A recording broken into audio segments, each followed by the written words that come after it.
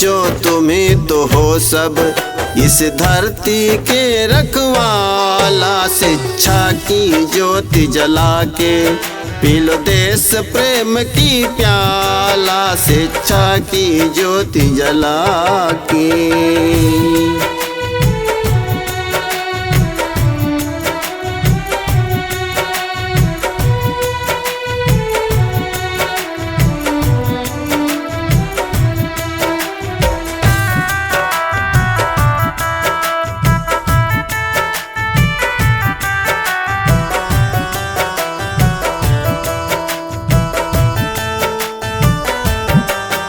इस देश को तुमसे आशा मत देना इसे निराशा। इस देश को तुमसे आशा मत देना इसे निराशा। सुकर्म करो तुम ऐसा देखे संसार तमाशा। विद्वान बनो तुम ऐसा, विद्वान बनो तुम ऐसा जिससे हो देश उजाला। शिक्षा की ज्योति जला के पी लो देश प्रेम की प्याला। शिक्षा की ज्योति जला के।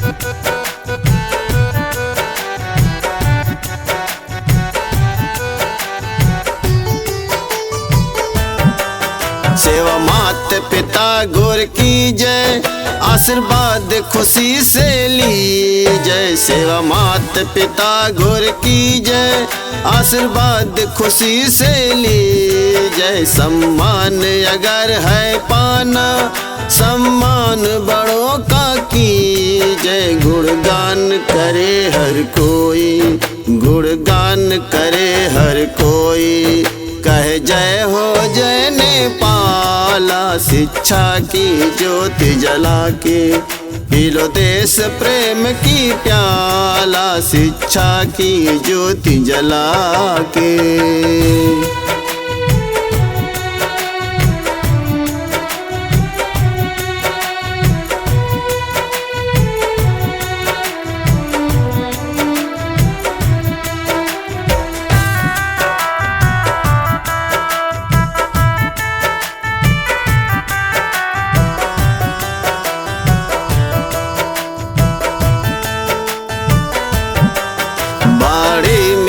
अमृत घोलो मीठा स्वर में सबसे बोलो। बाड़ी में अमृत घोलो मीठा स्वर में सबसे बोलो।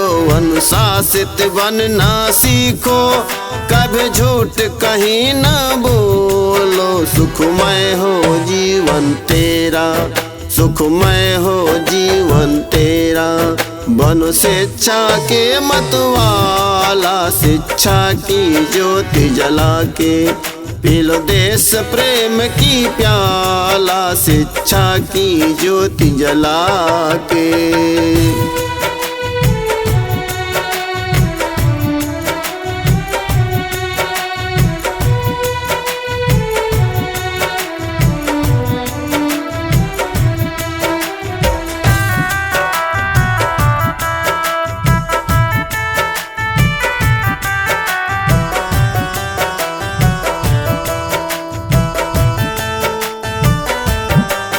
यह धरती तुम्हें पुकारे, बढ़ो आगे देश दुलारे। यह धरती तुम्हें पुकारे, बढ़ो आगे देश दुलारे। मुझे मिलकर सभी संवारो, नेपाले चाँद सितारे। सभी वीर शहीदों के सपना, सभी वीर शहीदों के सपना।